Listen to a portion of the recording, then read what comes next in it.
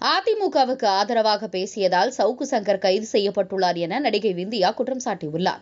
காஞ்சிபுரம் காமாட்சியம்மன் கோவிலில் சாமி தரிசனம் செய்த பின் பேட்டியளித்த அவர், அதிமுகவிலிருந்து பிரிந்து சென்ற அமைச்சர் ரகுபதி தாய் வீட்டை பற்றி அவதூறாக பேசுவது தவறு எனவும், அதிமுகவை பற்றி பேச திமுகவினருக்கு அருகதை கிடையாது எனவும் ஆவேசமாக கூறினார். அரசியல் தெரியாம பேசுறாங்களான்னு எனக்கு தெரியல. ரகுபதி அவங்களோட அரசியல் ஆரம்பிச்சதே அதிமுகல தான். இங்கேருந்து போனவங்கெல்லாம் தாய் வீட்டு பற்றி தப்பாக பேசுறதே தப்பு. அதிமுகன்றது திமுக மாதிரி ஊழல் ஆட்சி நடத்தி குடும்ப கட்சி நடக்கலை. நாங்கள் மக்களுக்காக நல்லாட்சி கொடுத்தவங்க, மக்களுக்காகவே ஒரு இயக்கத்தை, இந்த இயக்கம் குடும்பமாக இருந்து மக்களுக்காக செயல்படுது. இந்த இயக்கத்தை பற்றி பேசுறதுக்கு திமுகவில் இருக்கிற யாருக்குமே அருகதை கிடையாது. இது பிளவுபடாது. போக போக இன்னும் எவ்வளோ பலமாக இருக்குது, எவ்வளோ பெரிய கட்சியாக வரும், திமுகவோட கதி கலங்க வச்சு ஆட்சியை எவ்வளோ பலமாக அமைக்க போகிறோன்றது இன்னும் 2 வருஷத்தில் பார்க்க போகிறோம். அவங்க நேரம் நல்லா இருந்தால் இன்னும் 2 வருஷம் திமுக ஆட்சி ஓடும். அவங்களோட பாவங்கள் இதே மாதிரி ஏறிக்கிட்டே போனால் 2 வருஷம் கூட இந்த திமுக ஆட்சி தாங்காது. வந்துக்கிட்டு இருக்கு, விசாரணையில் இருக்காங்க.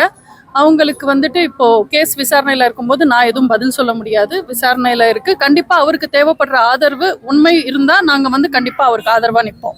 அவர் மேலே கஞ்சா வழக்குன்றாங்க. தமிழகம் முழுவதும் கஞ்சா அதிகரித்திருக்கு. உங்களுக்கு தெரியாதா தமிழ்நாட்டில் இன்னைக்கு கஞ்சா எவ்வளோ வளர்ந்துருக்குன்னு? அந்த கஞ்சா வழக்கில் யார் இருக்காங்கன்னு, அவங்க யாருக்கு சம்மந்தப்பட்டு இருக்காங்கன்னு, அப்போ நேர்மையா உண்மையா இந்த அரசாங்கம் விசாரணைக்கணும்னா ஃபர்ஸ்ட் யாரை விசாரிக்கணும்? அந்த சையத் பாஷா அந்த கஞ்சா கேஸ்ல உள்ள போனவர் யாருக்கு நெருக்கமா இருந்தாரு? இன்னைக்கு அமைச்சராக இருக்கிற உதயநிதிக்கும் அவரோட குடும்பத்துக்கும் நெருக்கமா இருந்தாங்க. அவங்களையே விசாரிக்கல. ஏன் 100 கிராமோ 10 கிராமோ இருந்தது இல்லை இருந்ததா சொல்ற சவுக்கு சங்கரை தான் விசாரிக்கணுமா? எவ்வளவோ குஜராத்தில் பிடிச்சிருக்காங்க, அவரை கையுங்காலுமா பிடிச்சிருக்காங்க. தமிழ்நாட்டில் கண்ணுக்கு முன்னாடி ஸ்கூல் முன்னாடி, காலேஜ் முன்னாடி, கோவில் வாசல் முன்னாடி எல்லாம் கஞ்சா வித்துக்கிட்டு இருக்காங்க. இதுக்கெல்லாம் விசாரிக்காத போலீஸ் இந்த விஷயத்துல மட்டும் எதுக்காக? அவர் நியூஸ் சேனல்ல பேட்டி கொடுக்குறாரு, எங்களுக்கு ஆதரவா பேசிக்கிட்டு இருக்காரு.